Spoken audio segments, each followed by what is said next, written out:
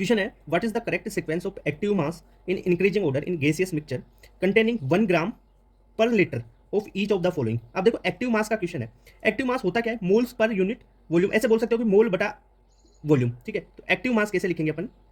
Active mass मोल को क्या लिख सकते हो?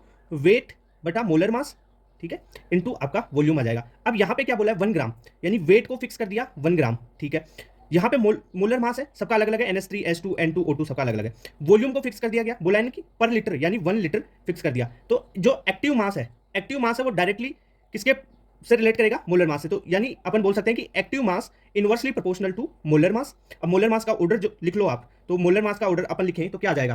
देखो सबसे कम आ जाएगा H2 का, यानी 2, फिर आ जाएगा NH3 का 17, फिर तुम्हारा दे देगा N2 दे देगा ना, N2 का 28 और O2 का 32, ठीक है। ये है मोलर मास का ऑर्डर। तो जो एक्टिव मास है उसका ऑर्डर क्या हो जाएगा? इसके इनवर्स हो जाएगा, यानी सबसे ज्यादा एक्टिव मास H2 का, फिर NH3 का, फिर N2 का, फिर O2 का, ठीक है। क्योंकि देखो इनवर्स है ना मोलर मास, तो करेक्ट आंसर कौन सा हो जाएगा?